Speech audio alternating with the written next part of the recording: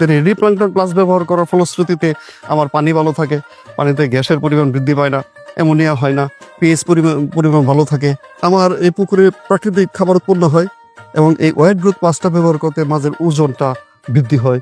হ্যাঁ, তাতে দেখা যায় কি আমার পার বছরে এই 30 একর জমি থেকে আমার মিনিমাম 90 লক্ষ টাকা 90 টাকা হয়। আমার খরচ টরচ বাদ দিয়ে 90 লক্ষ টাকার মতো আমার প্রফিট থাকে।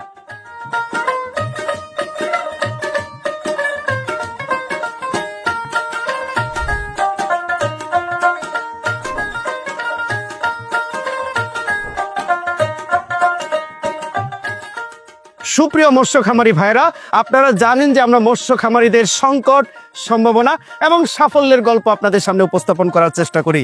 তারই প্রেক্ষাপটে আজকে আমরা এসেছি খুলনা জেলার ডুমুরিয়া উপজেলার মধুসূদন বিশ্বাসের মৎস্য খামারে। তো চলুন তার মুখেই সফলতার গল্প শুনি। মধুদা, কেমন আছেন? জি, ভালো আছি। তো দাদা, আমরা যখন এসেছি, আসার পরে আপনার এই এলাকায় অনেক মানুষের মুখে আপনার সফলতার গল্প শুনছি। তো আপনার এই যে মৎস্য খামারে আসার গল্পটা শুনতে চাই। আমি মূলত এই মৎস্য খামারে ব্যবসাটা শুরু করেছি 15 বছর যাবত। 15 বছরের মধ্যে আমি 12 বছর পর্যন্ত এই মৎস্য খামারের ব্যবসা করে সফলতা লাভ করতে পারিনি।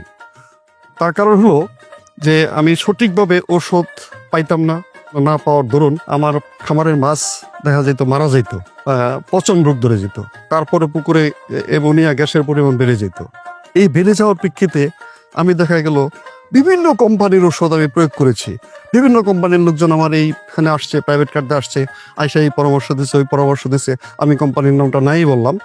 তো তাদের পরামর্শক্রমে আমি 12 বছর পর্যন্ত চেষ্টা করেছি, কিন্তু সফলতার মুখ দেখতে পারিনি এবং এক পর্যায়ে আমি হতাশাগ্রস্ত হয়ে গেলাম।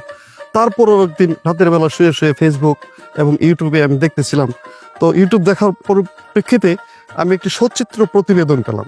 সেই সচিত্র প্রতিবেদনের মধ্যে আমি 2টি প্রোডাক্টের নাম পেলাম। একটা হচ্ছে রেডি প্লাঙ্কটন প্লাস, আরেকটা হচ্ছে ওয়েট গ্রোথ প্লাস। আচ্ছা, এই 2টা প্রোডাক্ট। আর মানে সফলতার গল্পটা হচ্ছে এই দুটো সফলতার গল্পটা আমার এই রেডি প্লাঙ্কটন প্লাস এবং ওয়েট গ্রোথ প্লাস এই থেকে শুরু।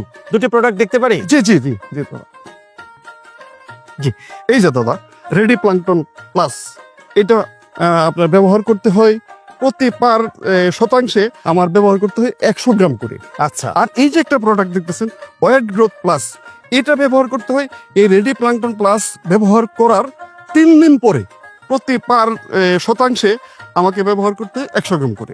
এই ঔষধটা ব্যবহার করার পর থেকে আমার পুকুরের পানি দেখেন অত্যন্ত স্বচ্ছ, মাছ খাবার খায় এবং কি মাছ এই প্রাকৃতিক খাবার উৎপন্ন হচ্ছে এবং কি মাছ অত্যন্ত ভালো থাকে, মাছের মধ্যে কোনো রকম রোগ বালাই হয় না। এবং কি আমি যে আগে মাছ উৎপাদন করতাম সেইখানে আমার 1.5 বছর 2 বছর লেগে যেত 1 কেজি প্লাস 1.5 কেজি ওজনের মাছ তৈরি করতে। আর এখন এই 2টি প্রোডাক্ট আমাকে ব্যবহার করার পর থেকে আমার 3 মাসের মধ্যেই 3 মাসেই 3 মাসের মধ্যে আমার 1.5 থেকে 2 কেজি ওজনের মাছ। ওরে বাবা! হ্যাঁ, আর আমার কেমন লাগে খাবার দাদা? আমার এই পুকুরে এই ওষুধটা ব্যবহার করার পর থেকে আমার এই পুকুরে প্রাকৃতিক খাবার উৎপন্ন হয়, যার কারণে দেখা যাইতেছে আগের তুলনায় আমাকে 50% খাবার এখন কম লাগে। 50% কম লাগে? হ্যাঁ, 50% খাবার কম লাগে। আচ্ছা দাদা, আমরা যে শুনেছি শীত গ্রীষ্মে মাছের বৃদ্ধি একরকম হয় না। না দাদা, এটা আমিও আগে মানুষের কাছ থেকে শুনেছি এবং এটা আগে আমি বিশ্বাস করতাম, কিন্তু আমি বিগত 3 বছরের মধ্যে এই 2টা প্রোডাক্ট ব্যবহার করার পরবর্তীতে শীত গ্রীষ্ম এইটার মধ্যে আমি কোনো পার্থক্য পাই নাই। সকল সময় আমার মাছ সেম।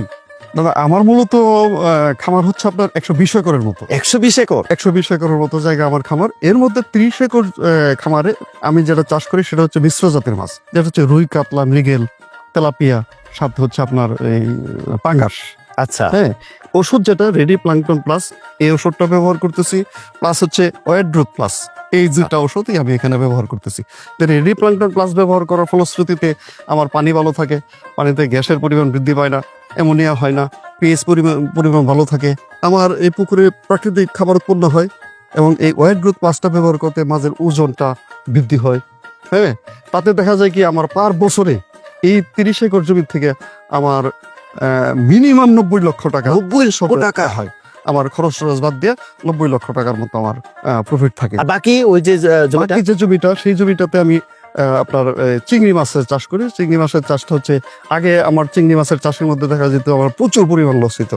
আমি যে পরিমাণ চিংড়ি মাছ, আমি যদি 5 লক্ষ মাছ ছাড়তাম, সেইখানে আমি 2 লক্ষ মাছও পাইতাম না। তাই কিন্তু এই 2টা খাবার আমি ব্যবহার করার পর থেকে আমার যে পরিমাণ মাছ আমি ছাড়তাম পানিতে, সেই পরিমাণ মাছে আমি পাইতাম। এবং মাছের মধ্যে আগে যেমন ফুলকা পচা, লেস পচা হয়তো, সেটা কিন্তু আর আমার হচ্ছে না। তাই এমনকি মাছ আমার জাত দিই তাই ঠিক থাকতো, বাতে আমার ওইটাতেও মোটামুটি আলহামদুলিল্লাহ ভালো একটা প্রফিট। আচ্ছা দাদা, যারা মৎস্য চাষ করে সফল হতে পারছে না তাদের জন্য পরামর্শ কি? তাদের জন্য পরামর্শ হলো, আমার আশপাশে যতগুলো খামার আছে, এই সব প্রত্যেকটা খামারের মধ্যেই আমি এই পরামর্শটাই তাদেরকে দিই। তারা আমার কাছে আসে যে আমরা লস খাইতেছি ব্যবসা করি, আর তুমি কিভাবে প্রফিটেবল হচ্ছ। তখন আমি কিন্তু এই যে রেডি প্ল্যাঙ্কটন প্লাস এবং হচ্ছে ওয়েট গ্রোথ প্লাস এই ব্যবহার করার জন্য এই পরামর্শটা দিয়ে থাকি। তারা নিচ্ছে? হ্যাঁ, তারা নিচ্ছে। এবং কি তারা নেওয়ার পর থেকে আমার প্রতিবেশী একজন ফিশারি গত 2 বছর যাবত সেও ভালো করতেছে। বাহ!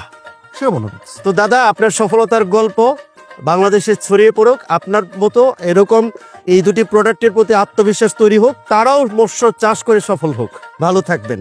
জি দাদা, আপনি ভালো থাকবেন। তো দাদা, পরিশেষে আমার একটি নিবেদন, আপনারা ঢাকা থেকে আসছেন আমার বাসায়, আমার ফিশারির মাছ দিয়ে, খামারের মাছ দিয়ে দুপুরবেলা একটু খেয়ে যাবেন প্লিজ। আচ্ছা দাদা, লক্ষ্মী ভাই আমার। অনেক অনেক অনেক ভালো থাকবেন, অনেক ভালো থাকবেন। মৎস্য খামারি ভাইরা, কি বুঝলেন?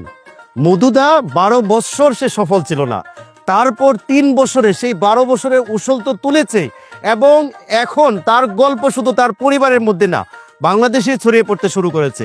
এইরকম সফল মানুষের সংকট, সম্ভাবনা এবং সাফল্যের গল্প আপনাদের সামনে উপস্থাপন করার চেষ্টা করি। তারই প্রেক্ষাপটে কিন্তু আজকে আমরা মধুদার গল্প শুনিয়েছি। আমরা চেষ্টা করব আগামীতেও এরকম সফল মৎস্য খামারিদের সম্ভাবনার কথা তুলে ধরার জন্য। সেই পর্যন্ত আপনারা ভালো থাকুন, সুস্থ থাকুন।